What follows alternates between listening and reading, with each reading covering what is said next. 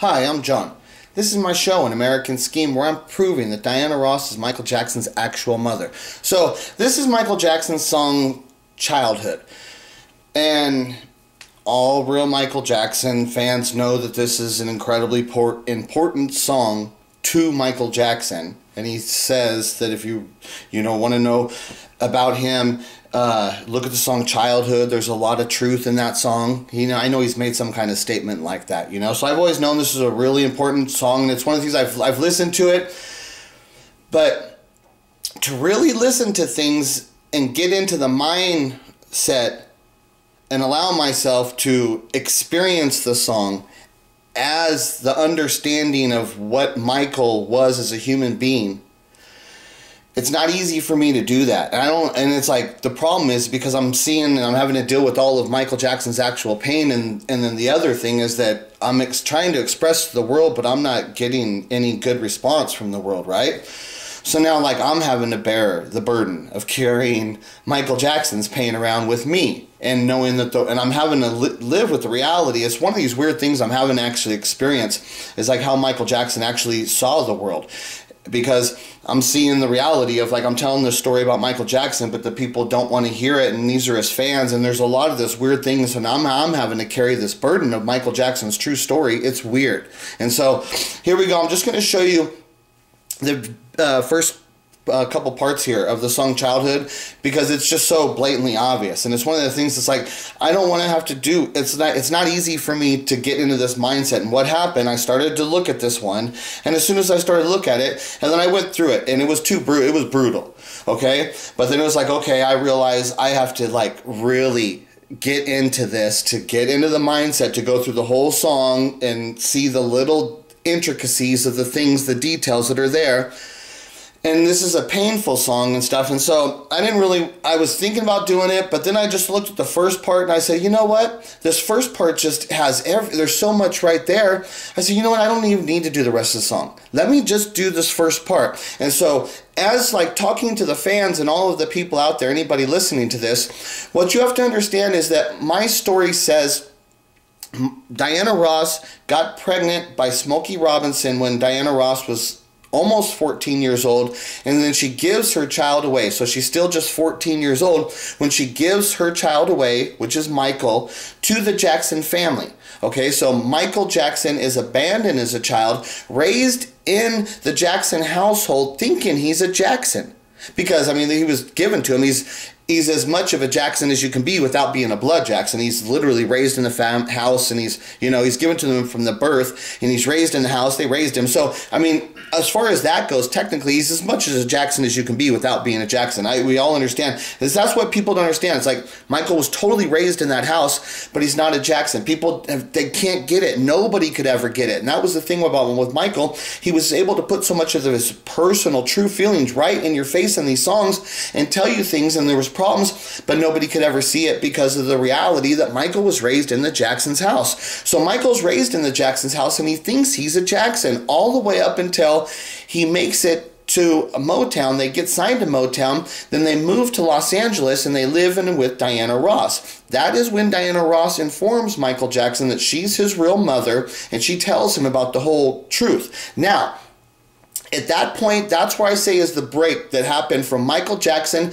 the normal kid of who this kid was, which you see him developing with his family, being a cool kid, loving to sing and dance. Looks like there was nothing more that he wanted to do than to fulfill this obligation that Joseph was trying to achieve with him and the family. It looked like there was nothing more that he would have liked to have done than to have fulfill that obligation of what Joseph's trying to achieve, And they did it. So Michael Jackson should have been so happy within his family structure.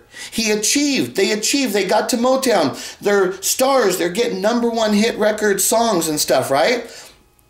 But for some reason now, when Michael Jackson becomes an adult, there's the separation, and we don't understand. Nobody's ever understood, and he's explaining things, but he can't tell you directly the real thing. And if he would have told you directly the real story, would you even have understood? Would you it's one of these things. I'm trying to tell the story, but I understand now. It's well, what if Michael would have told you? Would people have believed him if Michael would have?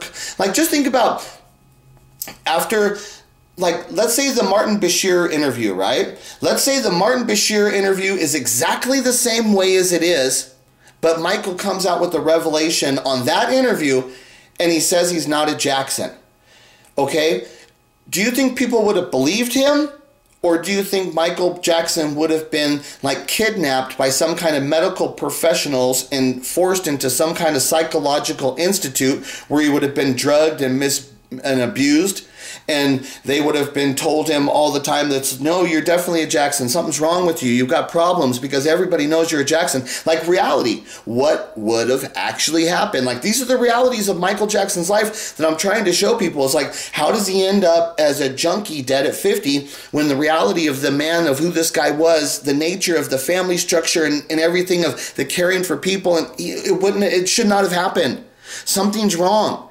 And everybody knows there's something wrong, and he's telling you right here there's something wrong. In this song, he's blatantly telling you, like, there's something wrong.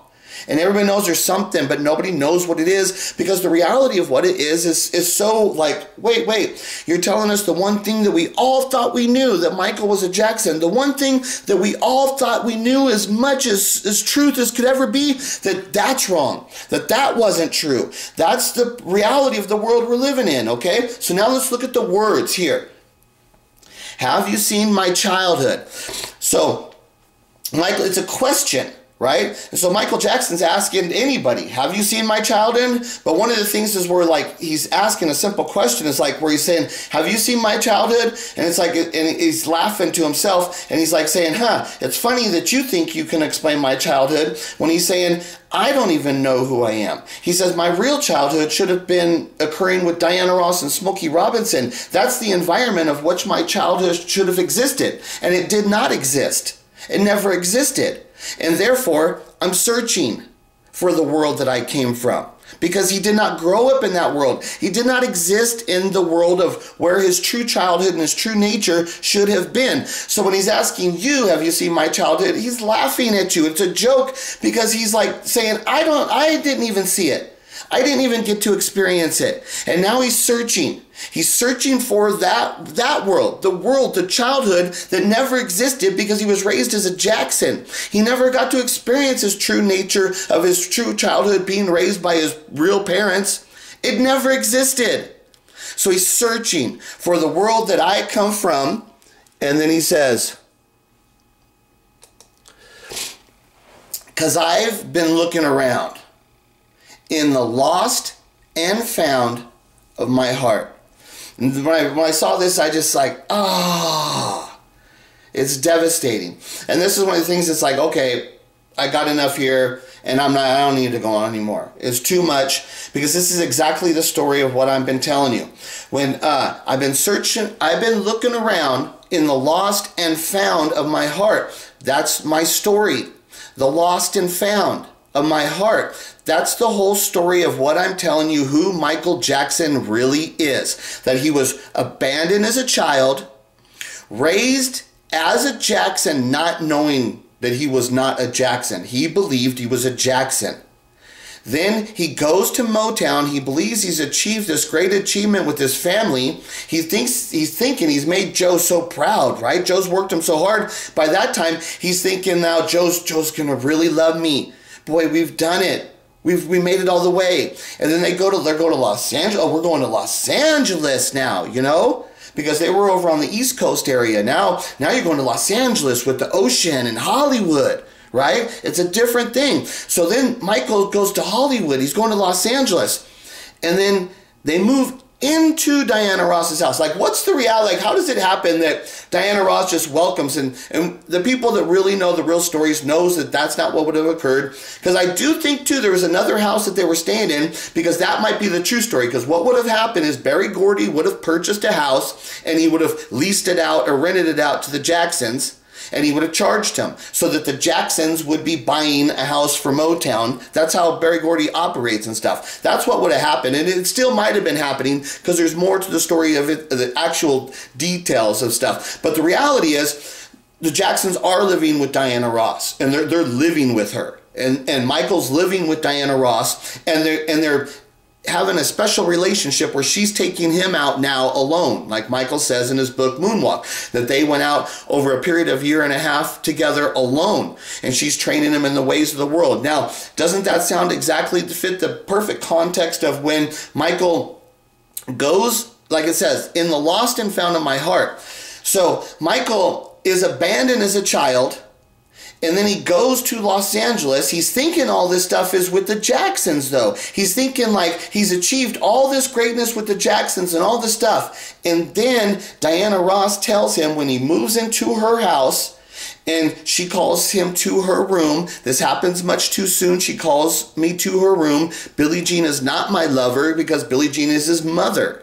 That's Diana Ross calling Michael Jackson to her room in her house and informing him, because that's exactly what would have happened in the real world if Diana Ross really is Michael's mother and the Jacksons come back, you know, the way they came back to Motown because of what Joe did. Okay, so now you've got Michael in this situation where Michael thinks he's a Jackson. He's achieving all this greatness with his family, moving to Los Angeles, moving into Diana Ross's house. Like he's going to live with Diana Ross of the Supremes. Diana Ross? And so think about as that's building up, he's having these encounters with Diana Ross, and these first encounters with Diana Ross, that's her child, and he's come back to her now, and she is just infatuated with him in a way that's just like, she is just like, she can't believe he's come back and with all this talent, and it was her child from Smokey that nobody knows about, and it was her dream love affair, her fantasy future husband, Smokey, that she wanted to be her, you know, her dream life of what her, like when it's like how Michael's looking around and you're searching and stuff like that. Well, Diana was doing the same thing. She was always wondering the same thing too. Like she's wondering, well, have you seen my real life of my husband? What would be the wording for that? I'm trying to think of what the all-American family. It's like, so Michael's saying, have you seen my childhood? Okay, so Diana would be singing, have you seen my all-American life? You know, what happened to it? Because she's like, I got pregnant by the guy I got in love with, and then I was forced to abandon my child. And so she's like, you know, let's see what I'm saying? So Diana's living with this burden saying, have you seen my all-American life? Because what happened to my love and my child? Look at what happened to me. Okay, so Diana's dealing with this stuff. So when Michael comes back to her, that's what I'm saying. When she's so infatuated with Michael, and the reason of all this stuff of what you see with Diana and Michael, you got to look at the real thing. She was at first thinking she was in love with Smokey, and she got pregnant. She's thinking, oh, I'm going to be his wife now. You know, we're going to have a family. Have you seen my all-American life? You know, but then it turns, it twists, you know, and then you've got Michael coming out saying, have you seen my childhood? What happened to my childhood? That I was a child. I was born under that family, but it never existed. And then he says, I thought I was part of the Jacksons, but then it was taken away from me. So in the lost and found in my heart, that's the word. It's exactly saying the exact thing of what actually happened. That Michael Jackson was lost. Okay, he was abandoned as a child, so he was lost and then found. He was found again. His mother found him. They reunited and all this stuff. But then, like in the line, the Billie Jean, where she says, I am the one, but the kid is not my son. It's that part where Diana then rejects Michael again. This is the whole issue of what caused Michael Jackson to be the person he was. He had to live with this all his life, like I said, up until the point where if he was in the Martin Bashir interview and he started saying, I'm not a Jackson, do you really think the world would have accepted Michael and said, he's not a Jackson, we believe him? Or would they have put him into an insane asylum and drugged him up, and the world would have then said, Michael Jackson lost his mind. He's lost it. That's what people would have said. You wouldn't have even believed it even if he told you. And that's the burden, the reality of what he had to deal with. His pains.